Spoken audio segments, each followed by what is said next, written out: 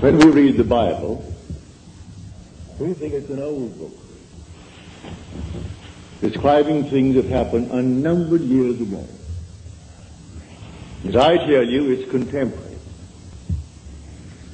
You read about the flood, and we think, well, certainly that happened unnumbered. If it ever did happen, it happened unnumbered years ago. Well, this morning, as is my custom, I turned on the channel KFAC, that is a radio station. It plays through the day and night, 24 hours a day. Only lovely classical music, so you can read to that music. Only a few interruptions. On the hour, you get a 5-minute bulletin and weather report. Between 9 and 10, it's always a lovely piano recital, as it were. The great masterpieces played by great artists. And so I can sit down with my Bible and read as I listen to the music. And the one interruption that came today was an ad from the Herald Examiner. And they were advertising this paper as the one paper in our city that gives the facts, only facts, not embellished. No frills, just plain facts, all facts. That's why we should buy that paper, because it's simply filled with facts. Well, facts have overflowed the world like the flood. Man actually is drowned with facts, victimized by facts. It is in the imagination that everything lives, and not in its actuality, not in the fact. Unless imagination penetrates the fact, the deluge remains a deluge. We are now in the deluge. This is the flood. A man is in jail, that's a fact. And he knows he's there for X number of years, that's a fact. And he simply waits and hopes that in some strange way that he will get some early release from this confinement. He never uses his imagination, save in some violent way to get out, but to penetrate the fact. When in March of 1943, by using my imagination to penetrate the fact that I too was in prison in the army, but I didn't want any part of it. And so I simply penetrated the fact and saw myself in New York City in my own apartment with my family. And in 9 days, I was out honorably discharged in my apartment in New York City. So I wrote a friend of mine who was in the army. He was my age. He was a Freudian, a professional psychoanalyst. But Freud was his background. That was his schooling. And when I wrote him in detail exactly what I had done, I didn't mince matters. I told him exactly what I did. How as I simply physically slept on my little bed in the barracks, I imagined I was simply elsewhere, and the elsewhere was a definite spot in space, in New York City, in my apartment. And what I did, I could feel the bed, I could feel the things in my house. I went about feeling all the familiar objects in my apartment, and I gave them all the tones of reality and all sensory vividness to the best of my ability. And I touched everything, and it felt real. Then I went back to sleep, and then I told them exactly what happened to me that morning. And then 9 days later, I was honorably discharged by the same man that had disallowed my application. He didn't answer my letter. Because in New York City, he used to come to my meetings as a friend, because he was so convinced that the Freudian concept was true. But he said, I come to your meetings for this reason, Neville. We knew each other well. He'd come home for dinner, I'd go to his place for dinner, but he said, I come to your meetings because you turn my daily bread into the substance of fairy. I sort of like that, he said. But when I listen to you, I hold the chair, And I put my feet right firmly on the ground to feel the reality and the profundity of things. You aren't going to take me away with you. You're going to leave me right here where things are solidly real, so I feel the place under my foot, and I feel the thing next to my hand, and I hold on tightly as you weave your story concerning moving off in one's imagination. So he would not penetrate the facts. So when did he get out? When the other millions got out. So he remained with his facts for the next 3 years. I got out in March of 43. He came home to New York City in 46, demobilized as the other millions and millions of boys were. He could not let go of the facts. This is the flood. No other flood. This is the flood. We are drowned with facts, victimized by them. Now, does the Bible teach this story of getting through the facts using my imagination? It certainly does. Now, let me take you into the 27th chapter of the book of Genesis, the first book, the book of the beginning. If you're not familiar with the story of Isaac and his 2 sons, they were twins. Let me just refresh your memory if you've forgotten. It is said in the story that Isaac had, that is, his wife had the 2 sons, Rebekah, but he was the father of the 2 sons, Esau and Jacob. It is said that Esau was a hairy one. He came out first. And then Jacob came out second, and he had no hair. He was completely hairless, while Esau was covered in hair from head to foot. But he was the first. One was called Esau, and one was called Jacob, because he came out second and supplanted the other. Now we are told that when the father Isaac was old, and his eye was dim so that he could not see, in other words, he was blind, he said to his son Esau, I cannot see, and my days are numbered. I want you to go into the fields and hunt, and bring me some well-prepared, tasty venison as I like it, savory venison. We are told that Rebekah, who loved her second son more than she did the first, overheard the conversation between Esau and his father. And then because she loved Jacob and wanted Jacob to get the blessing, for the father feels his days are numbered, and he must now give his blessing to one of his sons, and the first one must get it. So the mother told Jacob what she had heard, and then suggested that we take one of the kids from the flock, and we kill it, and take the skins of the kid and put it upon you, so that you will have the appearance of Esau. Esau thought otherwise. He said, suppose my father discovers it. Then Jacob said, suppose my father discovers it. And the mother said, leave that to me. It will be on my shoulder if he discovers it. And send Jacob into the field to bring a kid. Well, he took that kid and brought it tastily prepared for his father. He came quickly into the presence of the father. And the father said to him, come near, that I may feel you, my son, whether you are my son Esau or not.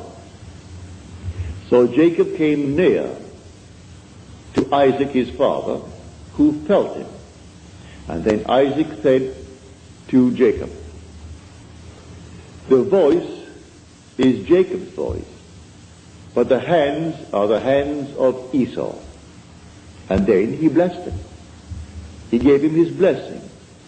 He had no sooner left the presence of his father when Esau comes in now with savory venison. And the father said, well, who was it that came? For I have already eaten. Who came? And then he discovered it was his son Jacob who came with guile and betrayed him. But said the father, I have given him your blessing and I cannot retract it. And blessed he is. All will serve him. Everyone will serve him. Because I gave him the blessing and I cannot take it back. Now on the surface, you will say, now what is the story trying to tell us? Well, in this same book, in an earlier passage, we are told about the ark. build the ark with 3 decks, the lower, the second, and the third deck. Well, you think it's a huge, big building. Well, you use your imagination. You can't conceive of any building that could house all the animals of the world in pairs, and all the so-called good ones will be in 7 pairs, and enough food to feed them for 40 days and 40 nights. Well, you just simply could not conceive of it. Nevertheless, that's the story. But there are 3 decks. The obvious thing is the facts of life. Then there's psychological interpretation of these so-called stories, and then the spiritual consummation of the story. So you have the lower deck, the second deck, and then the third deck. So here is a perfect example of the second deck. This room now is a fact. We're all in the room. It's a fact. But suppose I don't want to be here. Suppose it becomes a prison to me. Can I get out of it if I know how to penetrate the fact? If I know that I am the ark, that all things exist in the human imagination, and the human imagination and God are one. They are one, not two. I can, in my imagination, penetrate any wall. I can now, without batting an eye, the twinkle of an eye, I can stand on the street and see this thing without a man standing before it.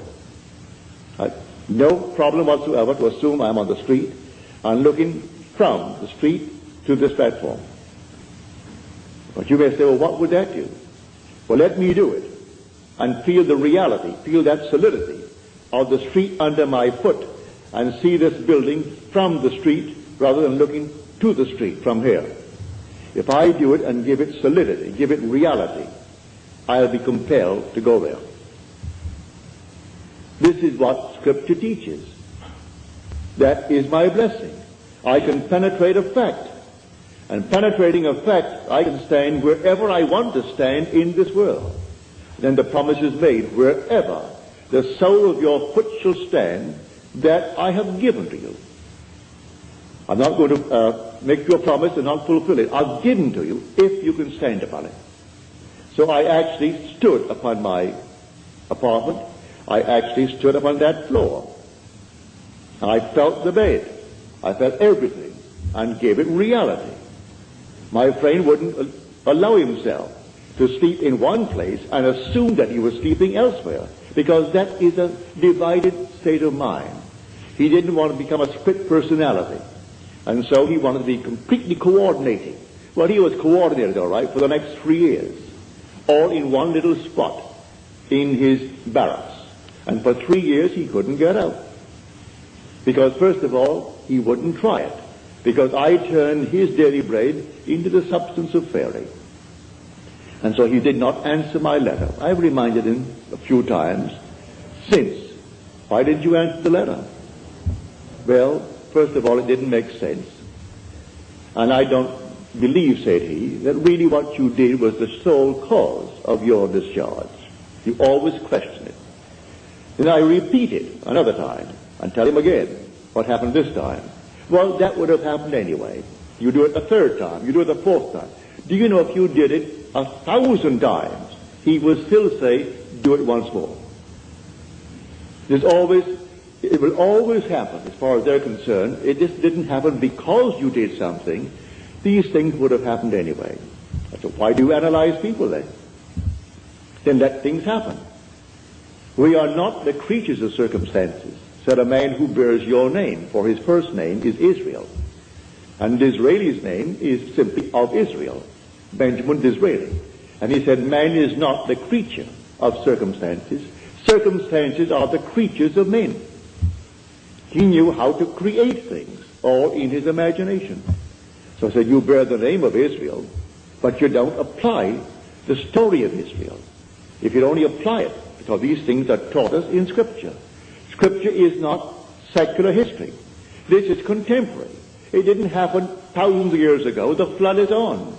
And this is the flood. The whole vast world is inundated with facts, like this prominent paper. It's the evening paper, the Examiner. And they're proud of the fact they only print facts. They don't embellish it. No frills, only the facts, therefore buy the facts. Well, I can buy the facts.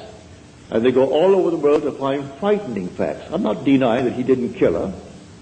I'm not denying that he did not receive a sentence of X number of years. But when people ask anything of me, I'm not concerned about why it happened. What do you want? And I will simply apply my imagination lovingly on behalf of that request. I don't care what brought you to that state. I am here to simply get you out of the state. What do you want? All through the Bible, what do you want? He didn't condemn anyone. The woman taken in adultery, he didn't condemn. So what do you want? Go and sin no more. He didn't call the act of adultery a sin. If she called it, or they called it a sin, all right, call it a sin. Therefore, don't repeat it if you call it a sin. But sin is simply knowing what to do and not doing it. That's sinning. So if I discover what to do, to penetrate a fact, to go beyond the fact, and create a condition for myself, and dwell in it, and think from it, instead of thinking of it. For the great fallacy of the world is perpetual construction, deferred occupancy.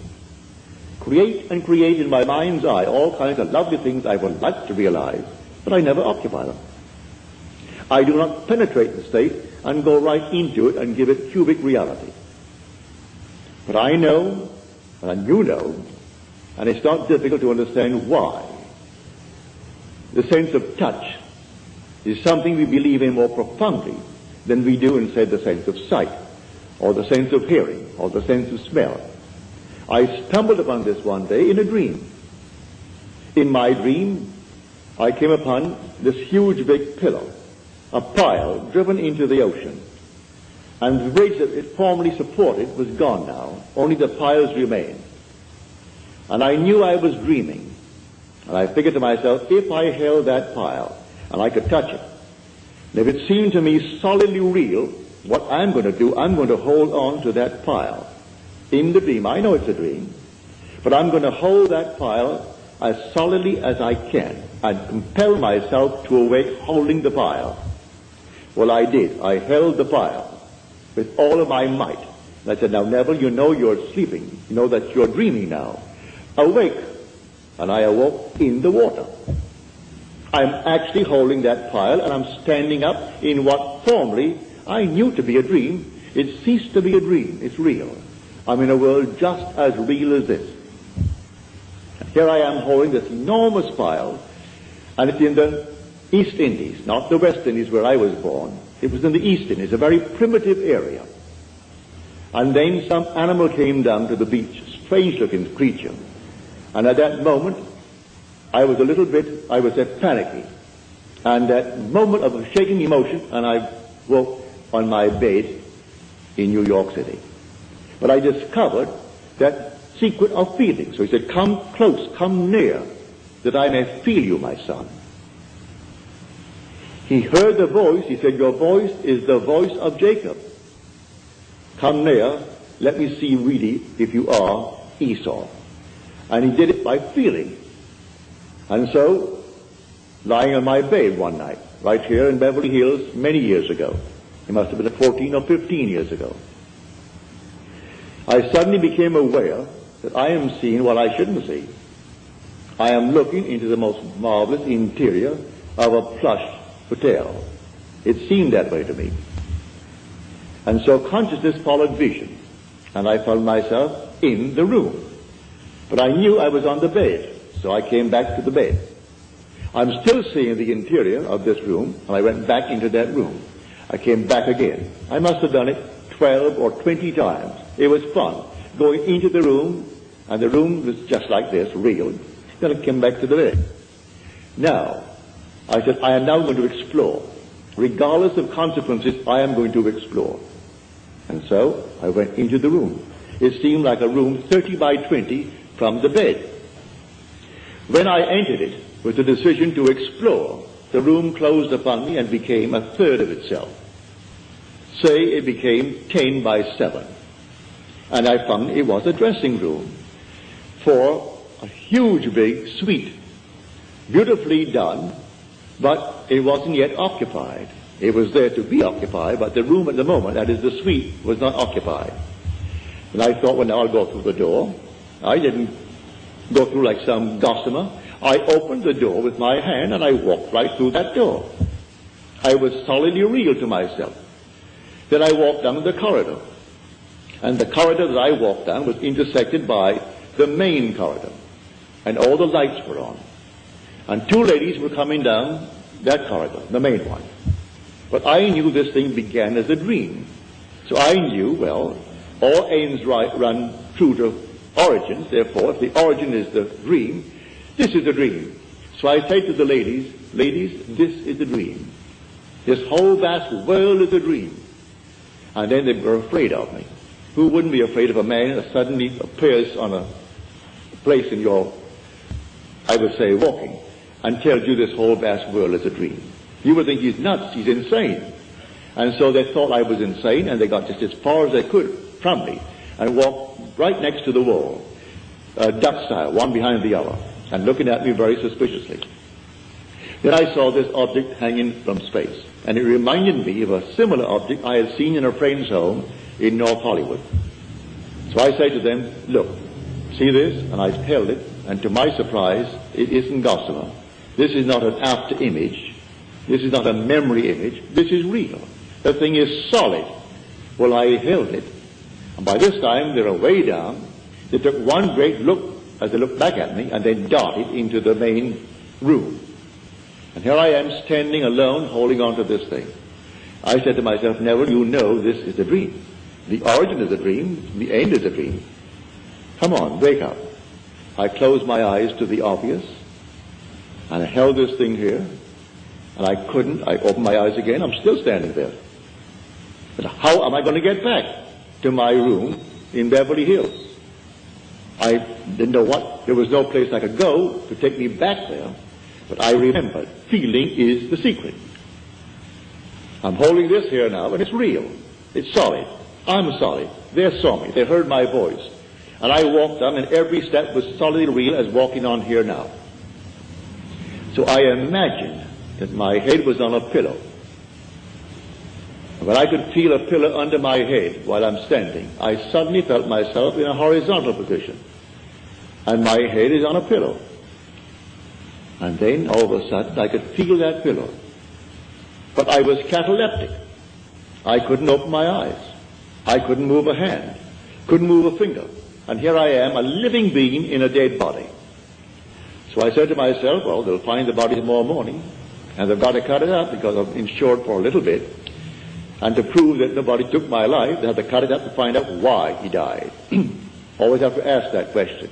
And they'll give it the name. If they can't find it, they're going to give it a name anyway. So here I am, couldn't open my eyes, couldn't move my hand. In about 15, 20 seconds, which seemed much longer than that, my little finger, I could move it. And then I could move my hand a bit. Still couldn't open my eyes. And we were sleeping in a double bed. So I pushed my hand out, my left hand, and I could feel the warmth of my wife's body. Pardon me. At that, I knew I was back on my bed. In another 15 or 20 seconds, I could, with great effort, open the lids of my eyes, and here came all the familiar objects on the walls, on the bureau, and everything returned to consciousness. Now, I stepped into a world just as real as this. I am telling you, there are worlds within worlds within worlds, and they're all here right now. Just like turning on a radio. And you turn it yet ever so slightly, and you have a new wavelength and a new station coming in, bringing something entirely different, and they're not interfering with each other. And these worlds are all here now, and they're people, just as we are peopling this world. And they're just as real as this world. It's terrestrial. And it doesn't, you don't walk for it. I was on the bed. I seemed to walk into it. I would say, 10 feet away?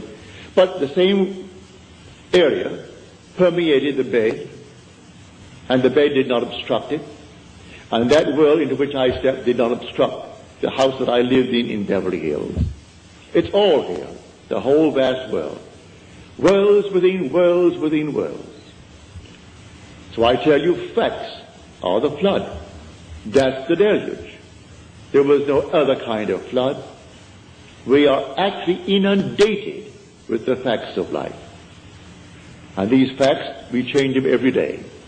Today, this is the cause of so-and-so. Tomorrow, that's not so. It's another cause we found. And then the next day, another cause. But while we haven't found the next cause, we believe that to be the fact. And we worship the facts. So I tell you, all things are in the human imagination. Man is all imagination. And God is man. And exists in us, and we in him. The eternal body of man is the imagination. And that is God himself. There is no other God. It's all your own wonderful human imagination. And the one thing the whole vast world aches for is the awakening of the imagination. And when it comes with the birth of the promised child, which sets a man free from the horrors of this world we call the world of nature. For nature is simply that principle on which depends the sameness of forms in transmitted life. And so the thing goes over and over. Haven't you observed a year that at a certain time of the year money is tight? All of a sudden it flows, and then at a certain time of the year it's tight. Why? It's a habit. It's a transmitted state.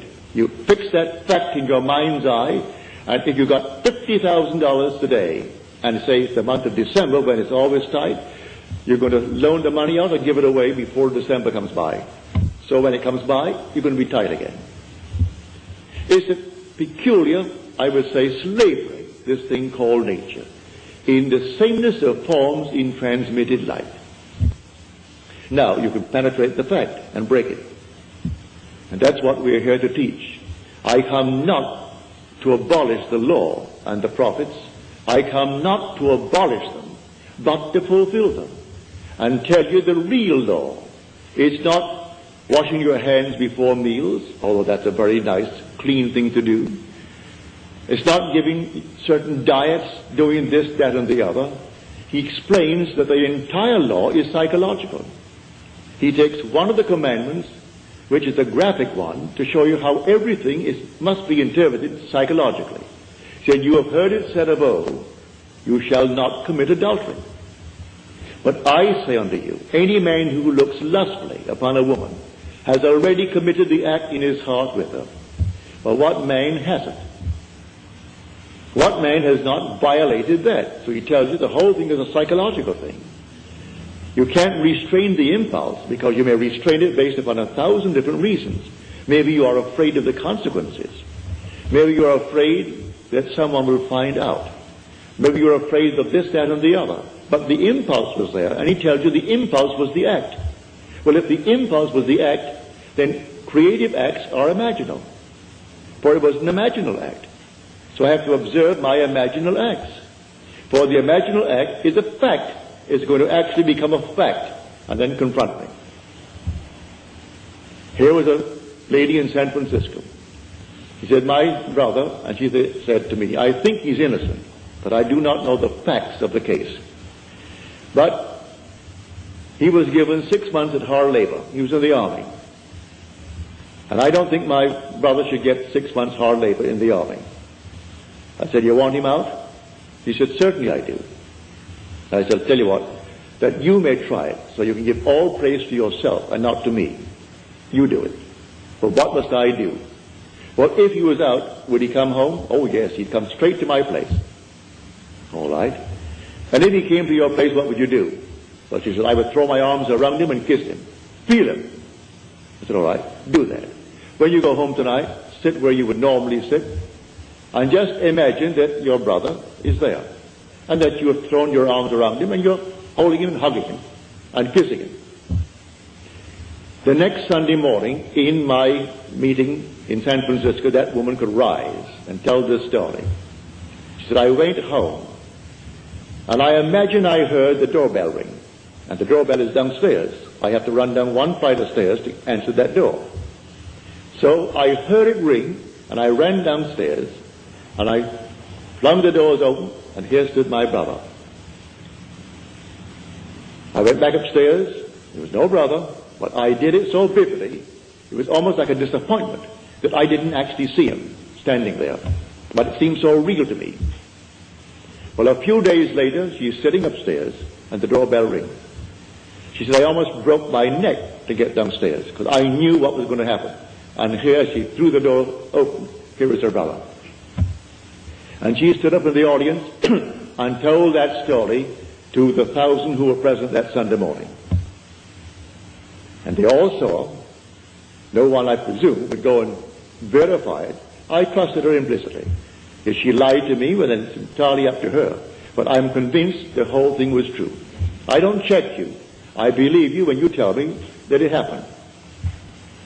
But the thing is to practice. We are the operant power. And the flood is on. Let no one tell you the flood is over. And the flood is deeper and deeper because we're more and more inclined for facts. We want the facts of life. You want the facts? Well, you make the prison walls all the thicker. But learn how to penetrate the facts. And as you penetrate the fact, you must go to a certain objective beyond the fact. What do you want now? Well, then you go into the state of the wish fulfilled. What state? The state you decide. You determine what you want in this world, and you go right into that state. And then ignore the facts. Suppose the facts now still denies what you did. It doesn't matter. Let the facts remain. They'll dissolve. They'll all dissolve because you're going to remain faithful and you'll occupy the state. No longer are you going to construct it and not occupy it. You're going to occupy the state. And as you occupy the state, it's going to work. You can do that with a job. A friend of mine in New York City, he came from out west. He was an engineer. And he said, Neville, I want more money and I want more responsibility. I want to work for a certain firm. I said, do you know where they are? He said, yes, on Madison Avenue. They do international work. They build bridges, they build dams, they build things all over the world. And I would like a job that would send me away because I would get 3 times the salary. I said, well, I'll go to the place and see where you would sit if you got the job there. Before they send you off, you'll work in the Home Office first, wouldn't you? I think so. Well, go up there and just take a good look. He walked into the place, picked out the desk, picked out the place, and then he assumed when he got back home, he was seated at that desk. And that was his job, and he named the sum of money, which was a considerable sum of money. He and his wife and daughter used to come to my meetings. Within a month, he was in that job, and within 2 weeks, he was on his way to the Near East, building bridges. Unfortunately, in a way, he did not live very long. He was a young man, but in about 3 years, he was gone. Heart attack, he was gone. But then he would have gone anyway, whether he was here or there. For we come on time and we go on time. But at least before he departed this world, he found the principle, which he will carry with him into the next world. For there is no death. He is restored to life in a world just like this, clothed in a body just like his, only young. Young as he was then, he'll be younger. But he has at least the memory of what he did to get what he wanted, and it worked. And so now he goes with the principle in his mind's eye. So when you tell me that your dreams, and that you in your dreams are applying this principle, like the lady tonight, she is here, she told me her dream. I asked her to write it out for me. But right in the dream, she's actually discussing with others this principle of imagining and how you imagine a certain state and you produce it into this world. And that there's nothing in this world that dies. All things are restored to life. And she's carrying on this conversation in her dream. Well, to me, that's most flattering and very thrilling. When you can carry it beyond into what the world will tell you is a state where you're not in control of vision, that you are simply the slave of vision rather than its master. You don't direct it, you simply follow it. Well, she didn't follow it, she directed vision. And when you get to the point that you can direct in what they call a state called dream, where you are not supposed to be in control, you're simply the victim of your vision. But she is not the victim of her vision, she actually controlled the vision. And so the day will come, it's inevitable. We all take off the garment. But I tell you that you're going to find yourself completely restored, instantly. Not waiting for anything, instantly restored. In a terrestrial world, with problems that you have here, but you'll know how to solve them. You will solve the problems because you know the principle. So the flood is on. The whole Bible from beginning to end is contemporary. Jesus is not something that died. He is something that lives within man. He is dwelling in man. God himself came and comes into human history in the person of Jesus, in you, in me, in everyone in the world. And the day will come, you'll know it. And you are the Lord Jesus. But asleep to what you are. The day will come, you'll be completely awake to the fact that you are the Father. And then you'll know. I've been asked, why do you express it all the time? It's important, it's so important about the Father. It's the most important part of Scripture. The most important part of Scripture. Well, I can have all the power in the world and yet not know I'm God. I can have a sense of awareness where there is not a thing in the world but myself and yet not feel that I am God. But when the Father comes, and I know that I am the Father of that one and only Son of His, that I know I'm God. There's no other way to know it. If I have power that I could destroy the universe, I still wouldn't know I'm God.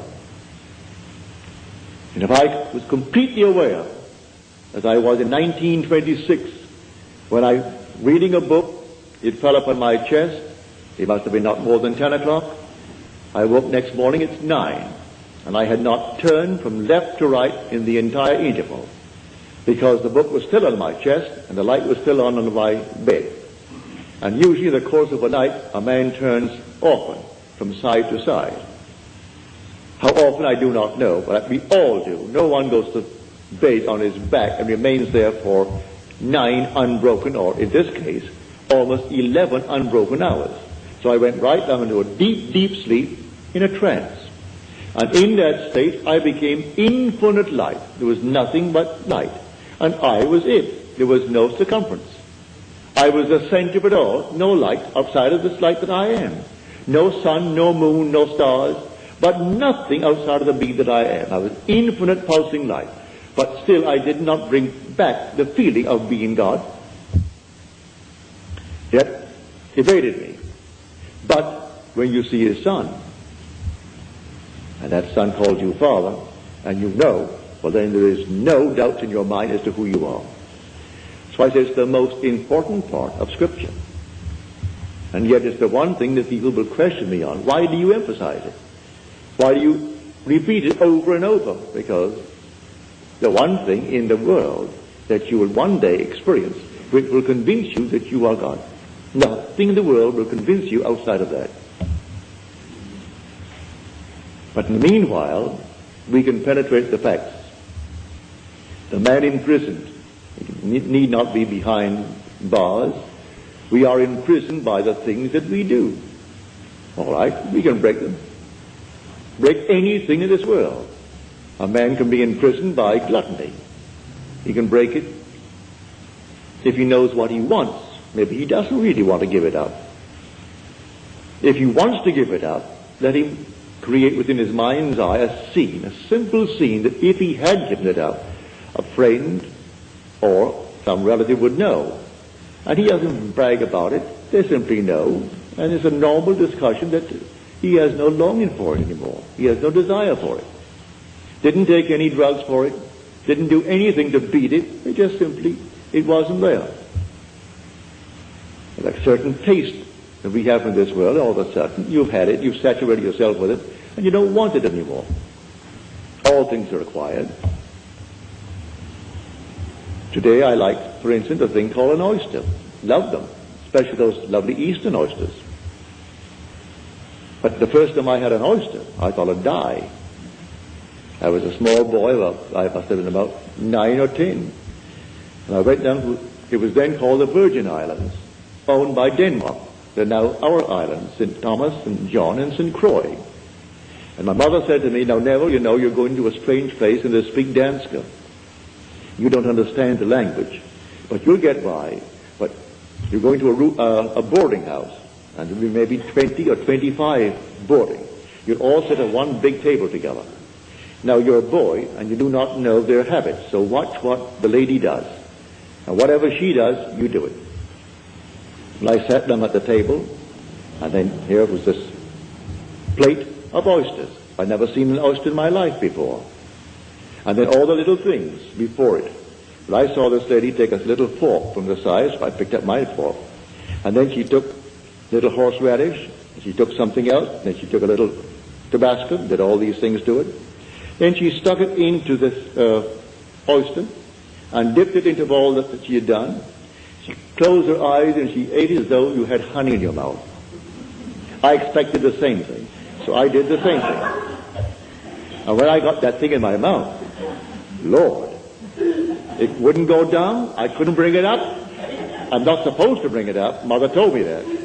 And so it stopped. But the funny part about it, I not only had that one, I looked down to find there were 5 others. And they had to go down. Well, that was my introduction to oysters. But now today I love them. I acquired the taste of oysters. The first time I had a drink, well, I can't tell anyone that it was something like honey to me. But I acquired the taste. And today I thoroughly enjoy a drink. I try not to go beyond a certain point, because I want to keep my faculty alive. But I enjoy a drink. I've tried and tried and tried to acquire a taste for smoking, and I can't. Therefore I gave that up when I tried it for about 6 months. I couldn't do it. I was then only 21 or 22, and I couldn't seem to enjoy a cigarette or a cigar or anything. It made me sick. So I gave it up. Never acquired it. But all the other things we have acquired. We don't come into the world with these tastes. You acquire these tastes. You can acquire the taste of living in comfort. You can acquire the taste of living as a gentleman, as a lady. Acquire the taste. You want to actually live like a lady, live like a gentleman, with no pressure to pay the rent, no pressure to do these things. All right. Assume that you are that lady, you are that gentleman. Penetrate the facts. The facts tell you that you are not. You don't have it. Penetrate the facts and live in the state as though you had it. And may I tell you from experience, you will have it. You will actually have it. Don't ask me how. The ways and means are contained within the state that you enter. So you enter a state, and it contains all that is necessary to externalize that state. So pick out your state, a lovely state, and go right into that state and dwell in it. I call that occupying the state and thinking from it instead of thinking of it. Just as you now think from your present state with all the facts around you to anchor you into it, get into another state all in your imagination, and the facts will appear to anchor you into that state. And the day you tire of it, you can get out of it and go into another state. You know, when you move into a new home or move into a new city, you have to actually adjust yourself to it. Well, you are the pilgrim passing through unnumbered states. The states remain, but you, the pilgrim, pass through them. Like a traveler passing through a city. The city remains, but you, the traveler, pass through it. So you go right into another city. You don't rub out the state. Poverty remains a state, where a man who was once poor moves out of it. So he moves out of poverty into the state of affluence. But he doesn't destroy the state of poverty. Anyone can fall into it. So Blake said, I do not consider the just or the unjust to be in a supreme state, but only to be in these states of sleep, which the soul may fall into in its deadly dreams of good and evil. So it toys with this state, and it finds itself enamored with the state, and it falls into it. He's not supreme because he's wealthy, and the other one is not ignored because he's poor. It's a state. Don't condemn the occupant of the state. The state is the thing, but the occupant is God. For the occupant in a state called poverty, he's saying, I am, before there's a poor. He doesn't say I am poor, meaning he's different. as far as I am goes, from the one who says I am rich, the same I amness that occupies the state of poverty is occupying the state of wealth. And so you can go into any state, and being in the state is God. And you wear these states as you wear clothes. But you must be consistent and actually believe it. First of all, as you're told in that 6th chapter of John, we believed and have come to know that thou art the Holy One of God. First, faith that ventures on a possibility. And then something more sure than faith, something steadier than faith, personal experience. You venture. That's faith. I will actually believe you now.